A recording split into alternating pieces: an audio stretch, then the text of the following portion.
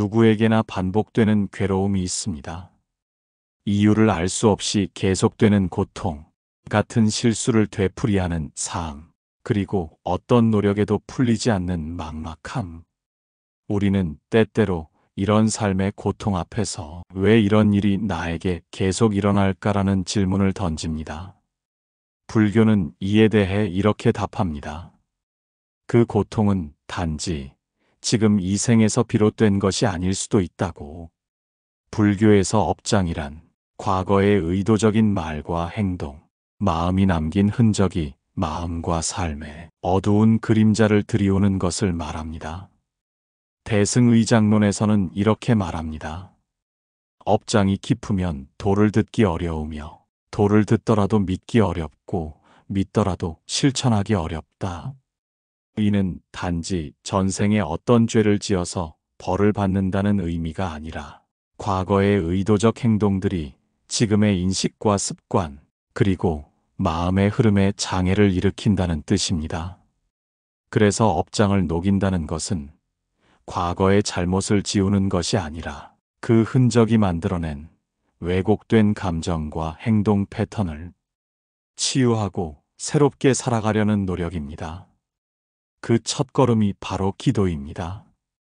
불교의 기도는 단지 소원을 비는 일이 아닙니다. 그것은 간절한 마음으로 나 자신을 돌아보고 진실한 참회를 통해 내면을 정화하며 그 마음의 울림으로 새 인연을 짓는 과정입니다. 보왕산매론에서는 이렇게 가르칩니다.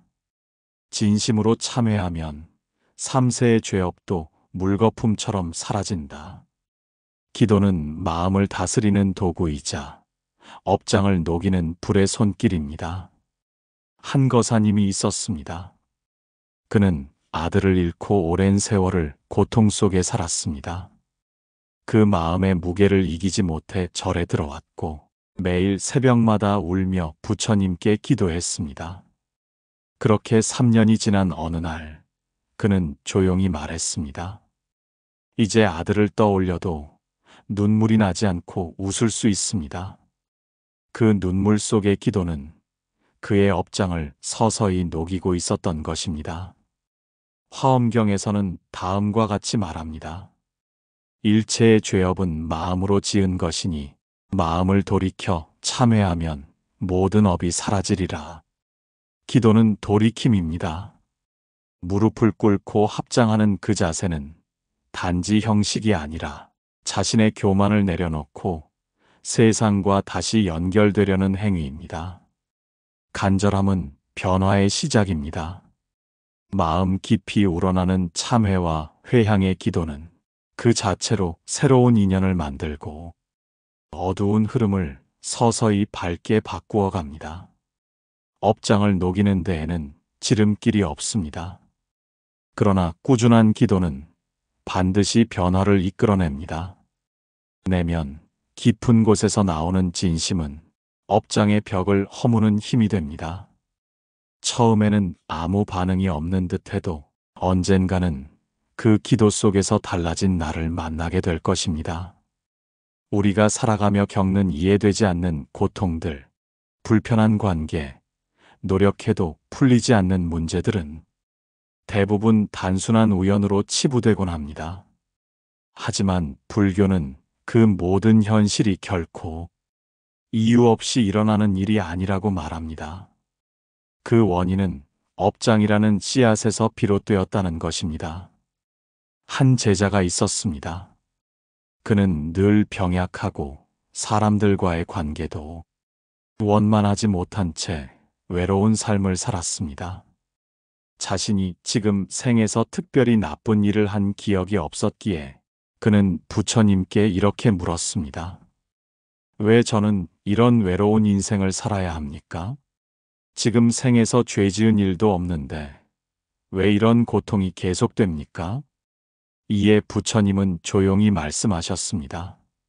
지금의 고통은 단지 이번 생에서 시작된 것이 아니라 너의 지난 삶에서 비롯된 것이다. 너는 예전 생에서 병든 이들을 외면하고 고통받는 이를 귀찮아하며 돌아선 적이 있다.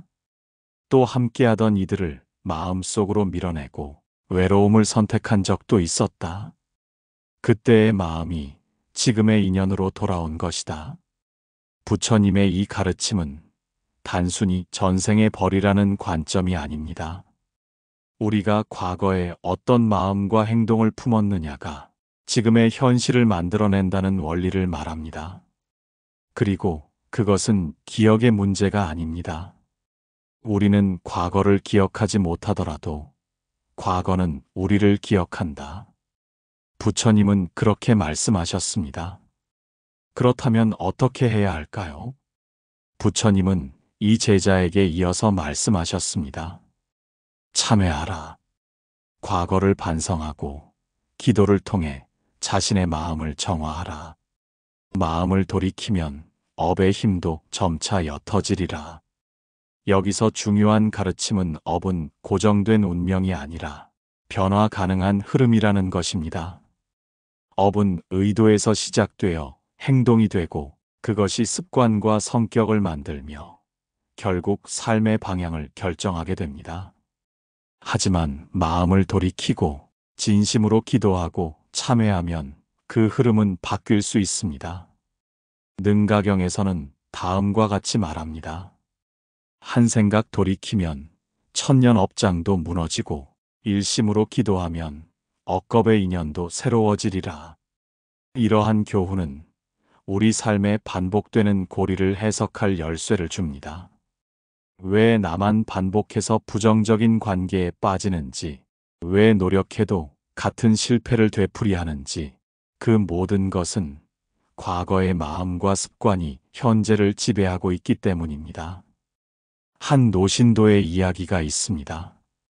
그녀는 평생 가족과의 관계가 불편했고, 특히 자녀들과 소통이 단절된 채 외롭게 노년을 맞이했습니다. 그녀는 절에 와서 오랫동안 조용히 기도하며 지난 삶을 돌아보았습니다. 처음에는 이미 늦었다고 했지만 5년 동안 꾸준한 기도와 참회를 이어갔습니다. 그리고 어느 날 그녀는 조용히 말했습니다. 처음엔 그냥 미안하다는 말이 나오지 않았어요. 그런데 기도를 하다 보니 그 말이 점점 마음속에서 올라왔어요. 미안하다, 고맙다, 사랑한다는 말을 진심으로 전할 수 있게 되었어요. 아이들도 그런 저를 따뜻하게 바라봐 주더군요. 기도는 그렇게 업장의 고리를 서서히 녹이는 힘이 됩니다. 그것은 단순한 기복이나 주문이 아닙니다. 마음을 돌이키는 깊은 참회이며 새 인연을 짓는 의식입니다. 이제 스스로에게 질문해 봅니다. 나는 어떤 인연을 반복하고 있는가?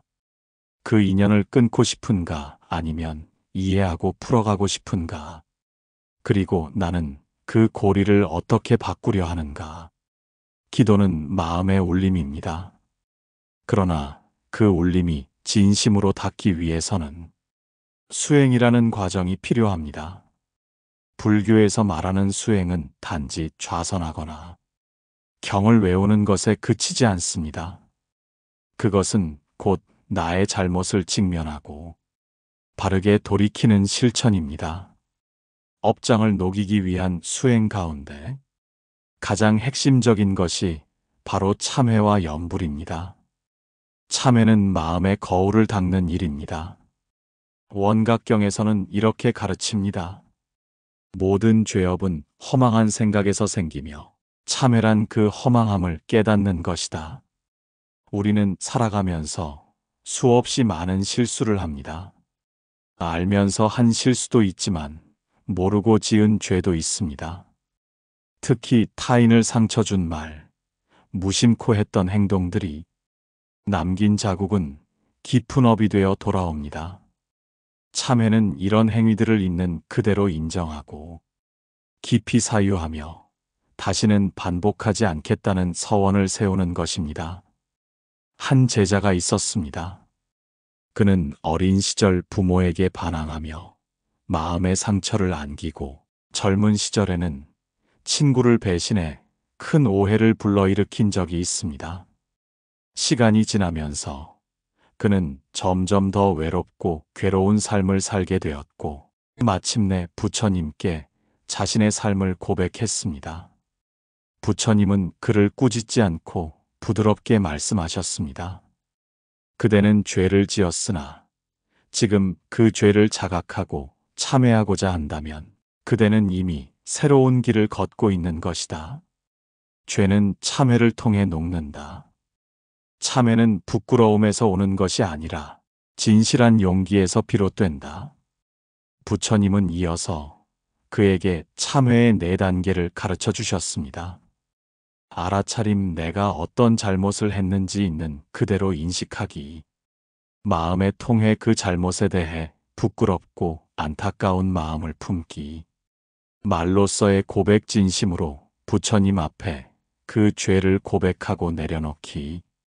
서원, 다시는 그 잘못을 반복하지 않겠다는 다짐을 세우기. 이 4단계를 거치며 그는 마음의 무거운 짐을 조금씩 내려놓게 되었고, 삶의 기운도 점차 밝아졌습니다. 또 하나 중요한 수행이 바로 염불입니다. 염불은 단순히 불의 이름을 부르는 행위가 아닙니다. 그것은 내 안의 불성을 일깨우는 진언이며 업장을 태우는 불꽃입니다. 정토 삼부경에서는 다음과 같이 말합니다. 한 마음으로 아미타불을 염하면 무량겁의 죄업이 소멸되리라. 염불 수행은 정해진 자리에서 입을 다물고 아미타불 혹은 관세음 보살을 천천히 그러나 진심으로 부르는 것입니다. 이때 중요한 것은 뜻을 담는 것입니다. 그 이름 안에 나의 염원, 참회, 감사, 회향의 마음을 함께 실을 때 염불은 단순한 소리가 아니라 업을 녹이는 힘이 됩니다. 한 노스님은 이런 비유를 들려주었습니다. 염불은 어두운 방에 촛불을 켜는 것과 같다. 어둠은 불빛이 들어오면 저절로 물러나듯이 마음의 어둠도 염불이 지속되면 사라지게 된다. 처음에는 어색하고 힘들지만 1000번, 10,000번 염하다 보면 어느 순간 마음이 고요해지고 환해지는 순간이 찾아온다. 기도와 수행이 반복될수록 마음은 정화됩니다. 업의 찌꺼기가 서서히 걷히고 인생의 흐름도 조금씩 달라지기 시작합니다. 참회는 과거의 잘못을 정화하고 염불은 미래의 밝은 인연을 심는 씨앗입니다. 기도할 때마다 우리 마음 속에서는 2가지 질문이 일어납니다. 나는 지금 어떤 마음으로 기도하고 있는가? 이 기도가 내 삶을 어떻게 바꾸고 있는가? 마음의 진심을 다한 기도는 결코 허공에 흩어지지 않습니다. 그 간절한 파동은 언젠가 반드시 돌아와 삶의 흐름을 변화시키는 인연이 됩니다. 기도를 올릴 때 우리는 간절한 마음으로 소망을 빕니다. 그러나 현실에서는 모든 기도가 바로 응답되거나 원하는 대로 이루어지지 않을 때가 많습니다. 이에 대해 불교는 어떤 가르침을 주고 있을까요? 부처님께서 제자들과 나누신 가르침 속에는 기도의 응답에 대한 깊은 의미가 담겨 있습니다. 부처님께서 자바함경에서는 이렇게 설법하셨습니다. 기도는 그 자체로 업장을 소멸하는 씨앗이다. 그러나 그 열매가 맺히는 시기와 형태는 인연에 달려 있다. 기도가 이루어지지 않는 듯 보여도 그 안에는 더욱 깊은 변화가 일어나고 있다.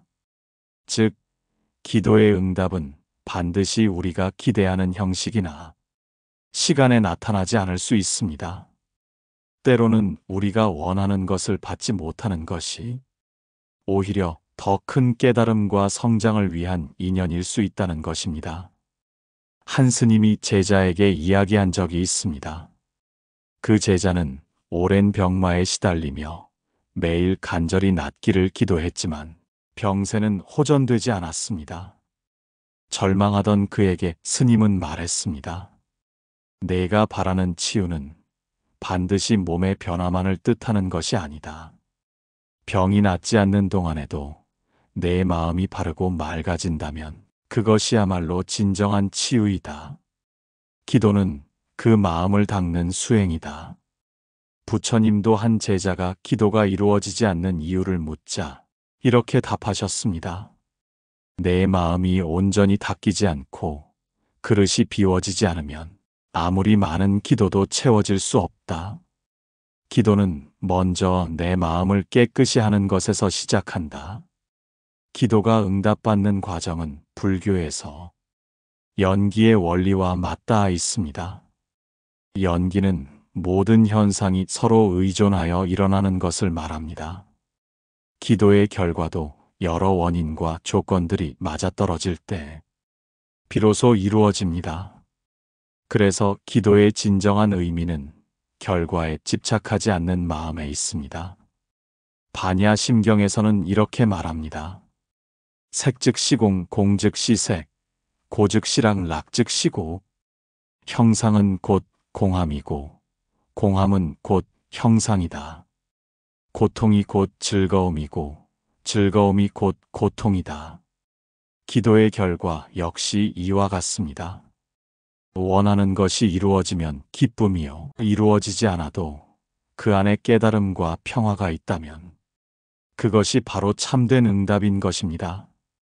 기도하는 동안 우리는 간절함으로 마음을 닫고 그것이 업장을 녹이는 진정한 변화의 시작임을 기억해야 합니다.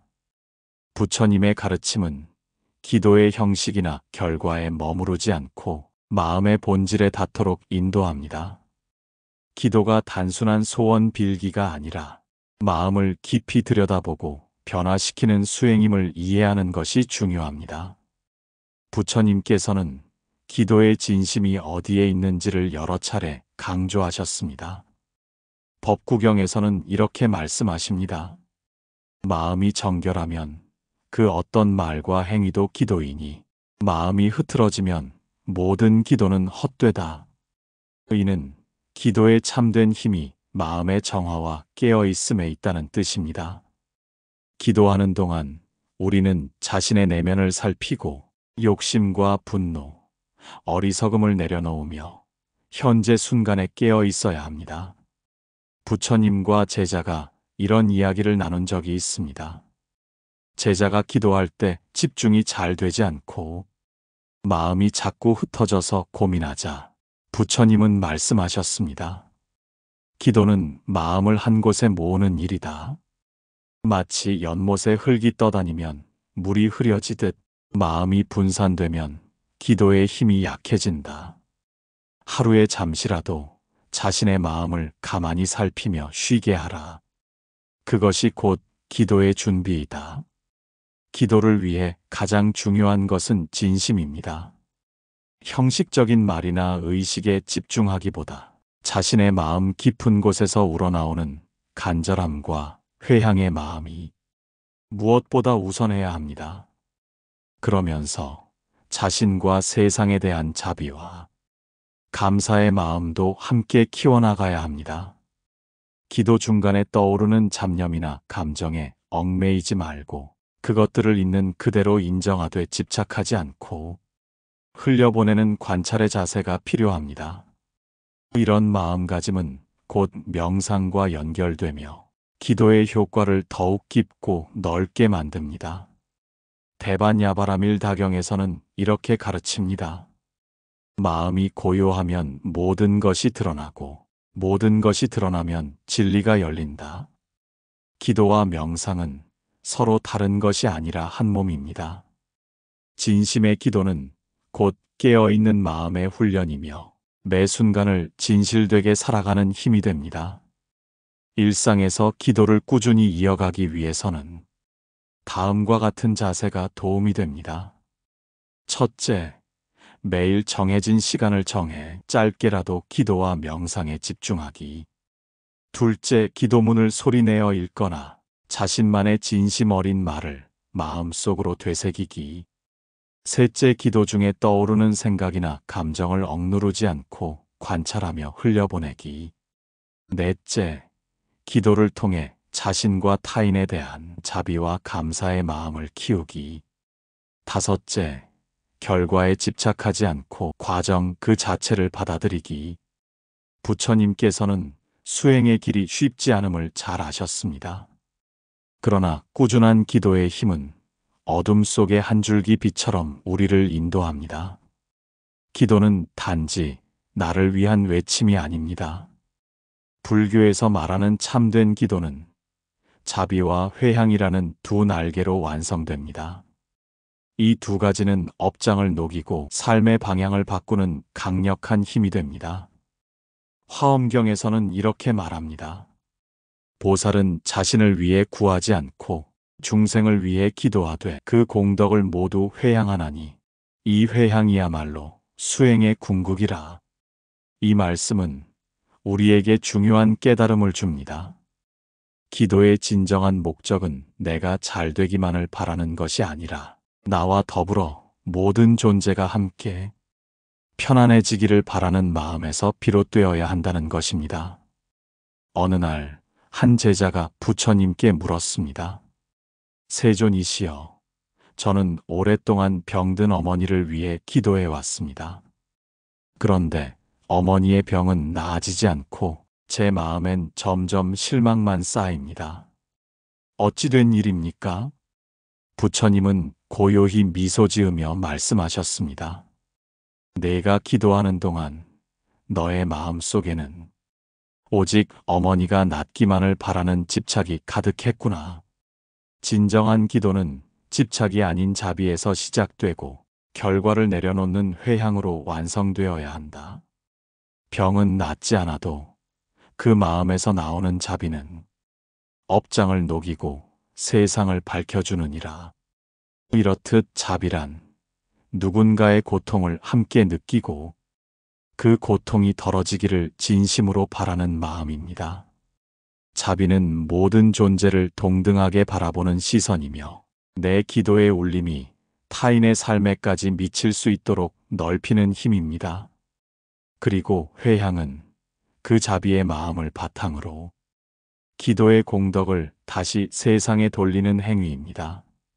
나에게 쌓인 복과 공덕을 가족, 이웃, 세상 모든 중생에게 돌려보내는 이 회향의 정신은 기도의 흐름을 막힘없이 이어주고 순환시킵니다. 기도가 나만의 일이 될 때 그것은 쉽게 집착으로 흐릅니다. 그러나 그 기도를 통해 세상을 함께 바라보는 연습을 하게 되면 우리의 마음은 더 단단하고 유연해집니다. 그 순간 기도는 더 이상 나를 위한 고립된 소망이 아니라 모두가 함께 빛나는 길이 됩니다.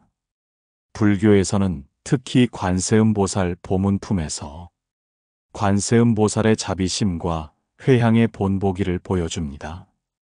모든 중생이 고통 속에서 나를 부르면 나는 그 고통을 대신 짊어지며 그들이 두려움 없이 삶을 살아가게 하리라.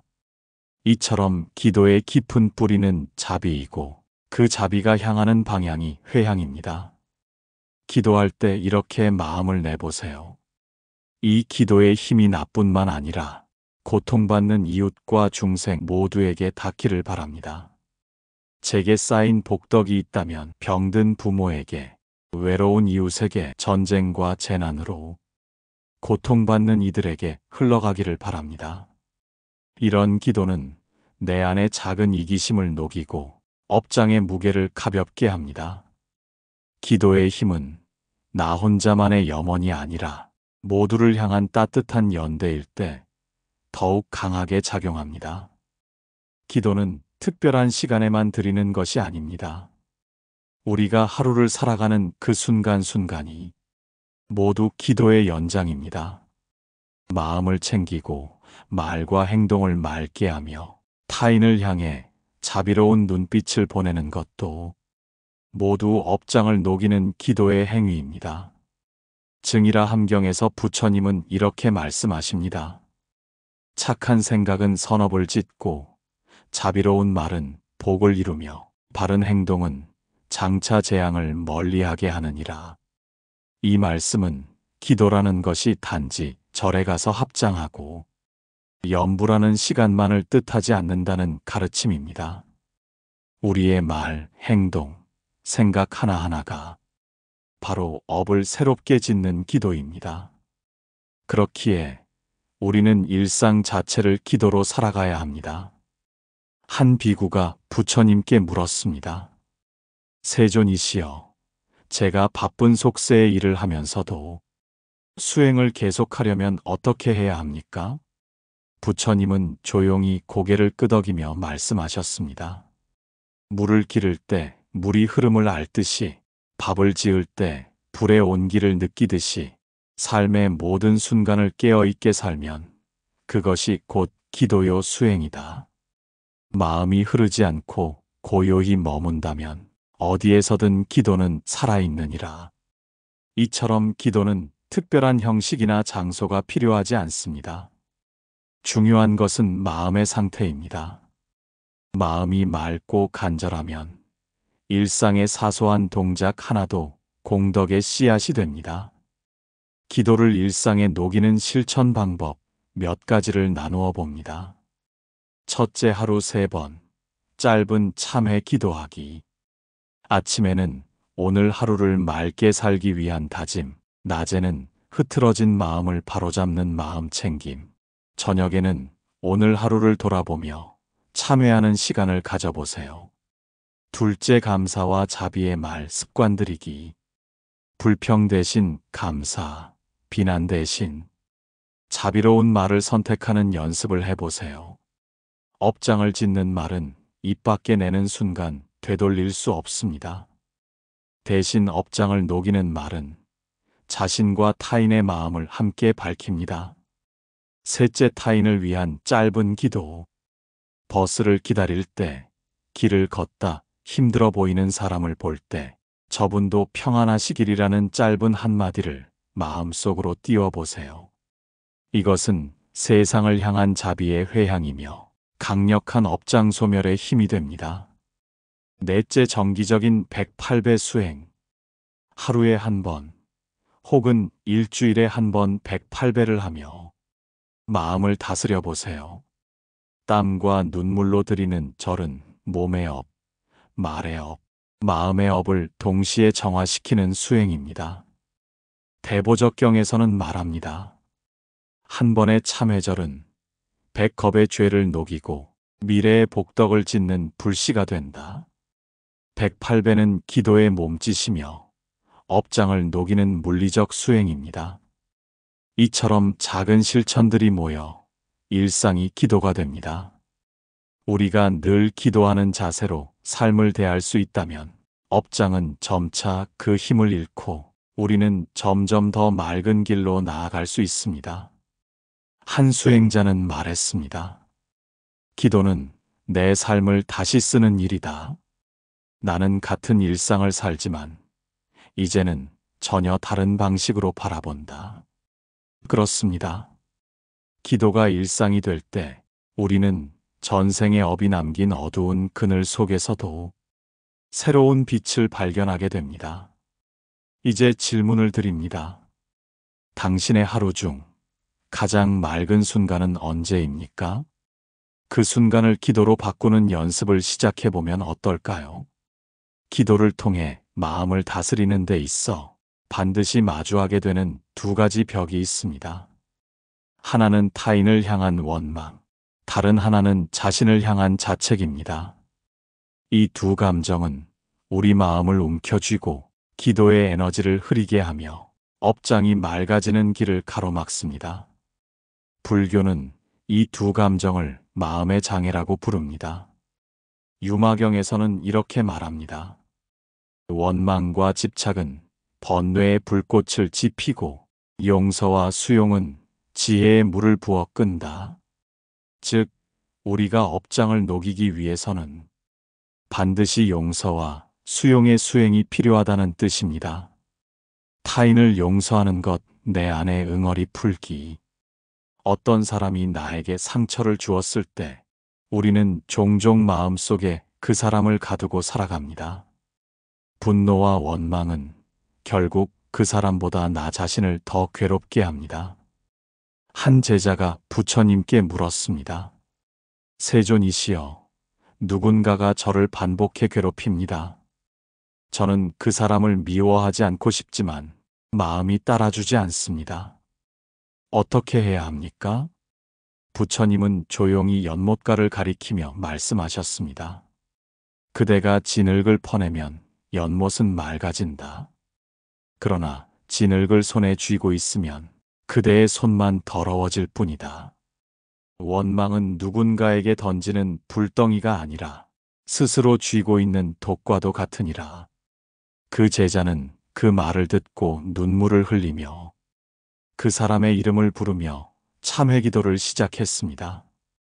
그 기도는 상대를 위한 것이 아니라 자신의 마음을 치유하는 길이었습니다. 자신을 수용하는 건 내 마음의 그림자 끌어안기. 기도를 하다 보면 나는 왜 이 모양일까? 왜 나는 항상 실수할까라는 자기 비난에 빠지기 쉽습니다. 그러나 업장을 녹이는 데 있어 가장 중요한 것은 자신을 있는 그대로 받아들이는 일입니다. 법구경에서는 말합니다.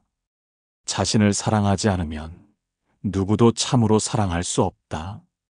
자신을 용서하지 못한 사람은 남도 용서할 수 없습니다. 자신을 수용하지 못한 사람은 세상을 받아들일 수 없습니다. 기도는 나를 벌주는 것이 아니라 나를 다시 안아주는 일입니다. 기도는 단지 고통을 견디기 위한 도구가 아닙니다. 기도를 통해 업장을 녹이고 마음을 비우고 자기를 돌이켜보는 시간을 가질 때 우리의 삶은 서서히 달라지기 시작합니다. 마치 흐린 날이 걷히고 따뜻한 햇살이 비추듯 기도 뒤에 오는 변화는 조용하지만 깊고 분명합니다. 업장이 걷히면 인연이 달라진다. 불교에서는 인연을 업의 씨앗이 맺는 열매라고 합니다. 우리가 과거의 괴로움과 원망을 품고 살면 그 마음이 새로운 괴로운 인연을 끌어오기도 합니다. 그러나 기도 속에서 용서하고 수용하며 업장을 녹이게 되면 우리 내면에서 불필요한 분노와 집착이 사라지고 그 빈자리에 따뜻함과 이해, 자비심이 자리 잡습니다. 이런 변화는 곧 사람들과의 관계에도 영향을 미칩니다. 예전에는 다툼이 잦던 가족과 대화가 부드러워지고 어느 순간 나도 모르게 웃고 있는 자신을 발견하기도 합니다. 어느 날 부처님 곁에 머물던 한 제자가 조용히 여쭈었습니다. 세존이시여, 업장을 녹은 후에는 무엇을 해야 합니까? 이제 저는 기도를 마친 것 같지만 마음이 허전합니다. 부처님은 미소 지으시며 대답하셨습니다. 그대는 이제 고통에서 지혜로 옮겨가는 길목에 서 있다. 기도를 통해 자신을 살폈다면 이제는 세상을 바라보거라. 그대 마음이 맑아지면 자연스레 그대의 삶 또한 밝아질 것이다. 제자는 물었습니다. 맑아진 마음은 무엇을 가져옵니까? 부처님은 고요히 말씀하셨습니다. 맑은 물에는 달이 비친다. 그대 마음이 맑아지면 세상의 모든 인연이 그 마음 안에 비칠 것이다. 고통을 주던 인연도 새로운 의미로 다가올 것이며 그대 스스로가 누군가에게 부처의 얼굴이 될 수도 있다. 기도를 계속하면 삶의 외형이 갑자기 바뀌는 것은 아닙니다. 하지만 삶을 바라보는 눈이 달라집니다. 예전에는 불행이라고 여겼던 일이 지금은 배움의 과정으로 보입니다. 예전에는 원망했던 사람이 지금은 나를 깨닫게 한 인연으로 보입니다.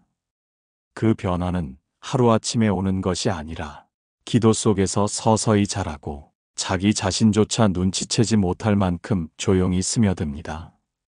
기도를 마쳤다고 해서 모든 괴로움이 사라지는 것은 아닙니다. 그러나 그 괴로움을 다르게 만날 수 있는 내면의 힘이 생깁니다. 아픈 일이 생겨도 예전처럼 휘둘리거나 무너지지 않고 이 또한 지나가리라는 믿음을 품고 걸어갈 수 있습니다. 그 믿음은 기도의 힘에서 나옵니다. 그리고 그 기도는 다시 일상에서 이어집니다. 기도는 절에 앉아 손 모으는 시간이 아니라 밥을 지을 때도, 길을 걸을 때도, 누군가를 용서할 때도 계속 이어지는 삶의 수행입니다. 기도를 통해 업장을 녹이고 나면 그 다음부터는 내가 부처님이 되고 내 삶이 기도가 됩니다.